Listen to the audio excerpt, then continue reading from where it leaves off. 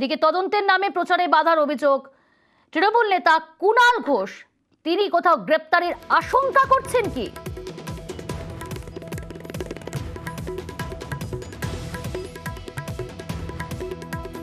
মহুয়া মৈত্রকে যদি অ্যারেস্টও করে, মহুয়া মৈত্র জেল থেকে প্রতিদ্বন্দ্বিতা করবেন এবং জিতবেন। এটা একটা চক্রান্ত চলছে মহুয়ার বিরুদ্ধে। যেহেতু লোকসভায় প্রধানমন্ত্রী বিজেপি জড়িয়ে দুর্নীতির অভিযোগ সামনে এনেছিলেন, সেই জন্য মহুয়াকে এইভাবে টার্গেট করা হয়েছে। এরপরে পরিকল্পিতভাবে সিবিআই লেলিয়ে দেওয়া হয়েছে। মহুয়ার বিরুদ্ধে যদি চক্রান্ত আরো তীব্র হয়, যদি অ্যারেস্টও হয়, মহুয়া মৈত্র জেল থেকে ভোট লড়বেন এবং তিনি এই ভোটে কৃষ্ণনগর থেকে জিতবেন। কথা বলবো, আমাদের সঙ্গে রয়েছে প্রতিনিধি আবির। তবে কি এবার গ্রেপ্তারের আশঙ্কা? তৃণমূল কংগ্রেসের অন্দরে সেই প্রশ্নই রয়েছে বা তারা সেই আশঙ্কা করছেন, বিশেষ করে অরবিন্দ কেজরিওয়ালের বিরুদ্ধে ব্যবস্থা গ্রহণের পর এই আশঙ্কাটা তাদের মধ্যে দানা বেঁধেছে। এবং নির্বাচন আদর্শ আচরণবিধি চালু থাকাকালীন যেন কোনো রাজনৈতিক ব্যক্তিত্ব, নেতা বা প্রার্থীর বিরুদ্ধে যাতে কঠিন পদক্ষেপ গ্রহণ করতে না পারা যায়, সে ব্যাপারে কমিশন যাতে নিশ্চিত ভূমিকা গ্রহণ করে, সেই বক্তব্যের কথাও বারবার ধরে বিজেপি বিরোধী একাধিক রাজনৈতিক দলের বক্তব্যে উঠে এসেছিল। তৃণমূলের অন্দরেও তা ছিল এবং মহুয়াও তার বক্তব্যের ক্ষেত্রে উল্লেখ করেছেন। ফলে কেজরিওয়ালের গোটা ঘটনার পর তৃণমূল কংগ্রেস কোথাও গিয়ে আশঙ্কা প্রকাশ করছে যে কেন্দ্রীয় এজেন্সি লোকপালের এই তদন্ত যেটা সিবিআইকে করতে বলেছেন তার প্রেক্ষিতে মহুয়াকে গ্রেপ্তার করতে পারে, সেই আশঙ্কার কথাই তৃণমূল নেতৃত্বের কথাই উঠে এসছে। ধন্যবাদ আবির। অধীর রঞ্জন চৌধুরী তিনি কি বলেছেন, তার কি প্রতিক্রিয়া মিলেছে এই বিষয়ে শুনবো। এটা একটা রাজনৈতিক প্রতিহিংসা চরিতার্থ করার জন্য করছে। লোকপালকে দিয়ে এইরকমভাবে সিবিআই তদন্তের নির্দেশ, এটা একটা বড় অপ্রত্যাশিত, অভূতপূর্ব।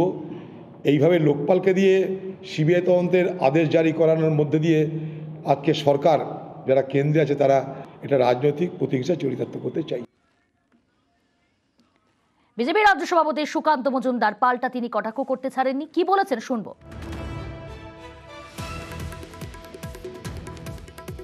তার বিরুদ্ধে যে অভিযোগ আছে যে টাকার বিনিময়ে উনি ওনার পাসওয়ার্ড শেয়ার করেছেন এবং তার তদন্ত এথিক্স কমিটির প্রপোজাল অনুসারে সিবিআই করছে। তো যেহেতু সিবিআই তদন্ত করছে, সিবিআই তো তার বাড়িতে যাবে, এটাই তো স্বাভাবিক না?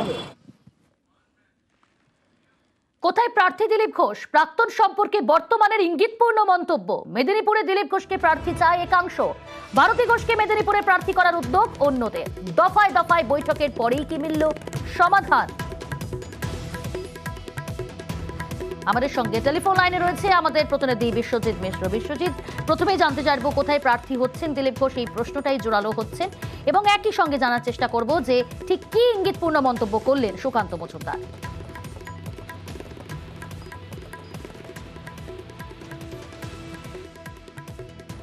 বিশ্বজিৎ, শোনা যাচ্ছে? খুব সম্ভবত যোগাযোগ বিচ্ছিন্ন হয়েছে। কোথায় প্রার্থী দিলীপ ঘোষ, প্রাক্তন সম্পর্কে বর্তমানে ইঙ্গিতপূর্ণ মন্তব্য। আমাদের সঙ্গে টেলিফোন লাইনে রয়েছে প্রতিনিধি বিশ্বজিৎ। বিশ্বজিৎ, ঠিক কি ইঙ্গিতপূর্ণ মন্তব্য করলেন সুকান্ত মজুমদার? বিশ্বজিৎ, তুমি কি শুনতে পাচ্ছ?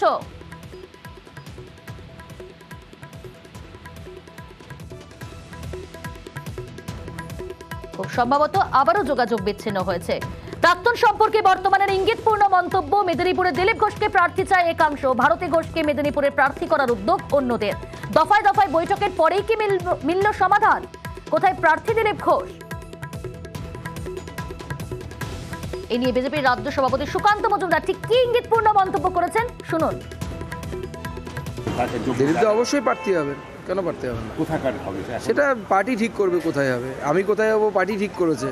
কালকে আমাকে পরের দিন বলা হতে পারে যে অন্য কোথাও দাঁড়ান, সেক্ষেত্রে দাঁড়াতে হবে, কোনো অসুবিধা নেই।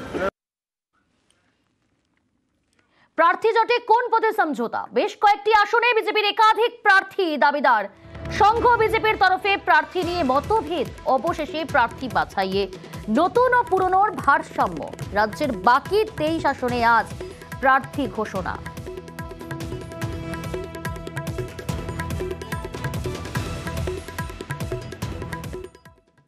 আমি আগেও বলেছি, এখনও বলছি, আমাদের প্রার্থীপদ ঘোষণার কতগুলো সিস্টেমেটিক ওয়ে আছে।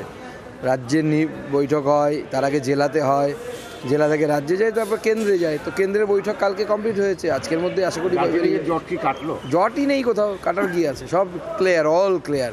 কাঞ্চনজঙ্ঘা পরিষ্কার দেখা যাচ্ছে, যেরকম কাঞ্চনজঙ্ঘা যেরকম যখন সিজনের সময় পরিষ্কার দেখা যায়, সেরকম পাহাড় একদম পরিষ্কার। পাহাড়ে গতবারের থেকে বেশি মার্জিনে বিজেপি জিততে চলেছে। বিজেপি রাজ্য সভাপতি সুকান্ত মজুমদার বলছেন যে কোনো জটই নেই, পাল্টাই প্রার্থী জট নিয়ে কটাক্ষ করলেন তৃণমূল নেতা কুণাল ঘোষ। এখন আর প্রার্থী ঘোষণা করে কোনো লাভ নেই, কটাক্ষ কুণালের। এবারের বিজেপির যা প্রস্তুতি, this is two early for the next election. হয় প্রার্থী পাচ্ছে না সেটাও দেখা যাচ্ছে, না হলে তাদের মধ্যে গোষ্ঠীদ্বন্দ্ব, দিলীপ বিজেপি বনাম সুকান্ত বিজেপি, তার মধ্যে আবার সিবিআই থেকে বাঁচতে যাওয়া বিজেপি, জোড়াতালি দিয়ে এদিক ওদিক থেকে এনে একটা জোড়াতালির ক্যান্ডিডেট হয়তো যদি রাখেও, too early for the next election, not for the coming election. ভোটের মুখে আমডাঙ্গায় ফের সিপিআইএম এ ভাঙন। সকালে সিপিএম ছেড়ে তৃণমূলে যোগ দেন সিপিআইএম এর এক গ্রাম সদস্য সহ 30টি পরিবার। 24 ঘন্টাও কাটলো না, বিকেলেই তৃণমূল ছেড়ে সিপিআইএম এ ফেরেন ওই গ্রাম পঞ্চায়েত সদস্য।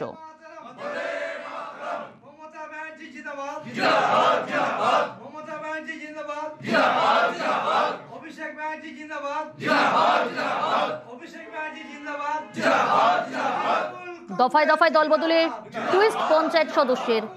সকালে সিপিএম ছেড়ে তৃণমূলে যোগ এবং বিকেলেই ফের তৃণমূল ছেড়ে সিপিএম এ যোগ দিল ওই সদস্যরা, অর্থাৎ সিপিএম এর গ্রাম সদস্য সহ 30টি পরিবার।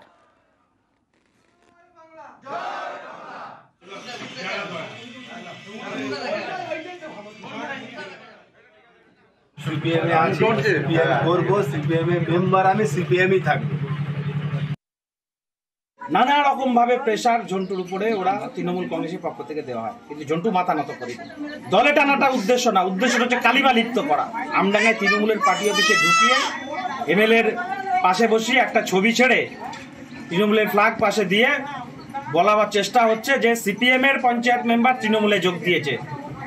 সর্বৈব মিথ্যা, সম্পূর্ণভাবে ব্ল্যাকমেল করা হয়েছে। আমি কোনো অবস্থায় বুঝতে পারিনি যে এরকম একটা কাণ্ড ঘটাবে। ক্ষমা প্রার্থী, আমি সিপিআইএম এর মেম্বার, আমি সিপিআইএমেই আছি, আমি সিপিআইএমেই থাকবো। এই যে হচ্ছে শফিকুল মন্ডল ঝন্টু। এই সামগ্রিক বিষয় নিয়ে তৃণমূল কংগ্রেসের কি প্রতিক্রিয়া শোনাবো। আমার যারা নিয়ে আসছিল তারা আমার ওর কাছে গেছিল, বলছে আমাকে প্রচুর ভয় দেখাচ্ছে, বলছে আমাদের সব গুন্ডা মস্তান জানিস তো আমরা, মানে জীবনের ভয় দেখিয়ে নতুন করে স্টেটমেন্ট করে, এবং বলেছে আমি ওখানে যাই বলি আমি বুঝে ভোট তৃণমূলের হয়েই করবো। কিন্তু ও তো সংবাদ মাধ্যমের সামনেই দাবি করেছে যে আমাকে জোর করে তুলে নিয়ে আসা হয়েছিল, তাকে না জানিয়ে। ও তো বলছে আমি বলতে বাধ্য হয়েছি।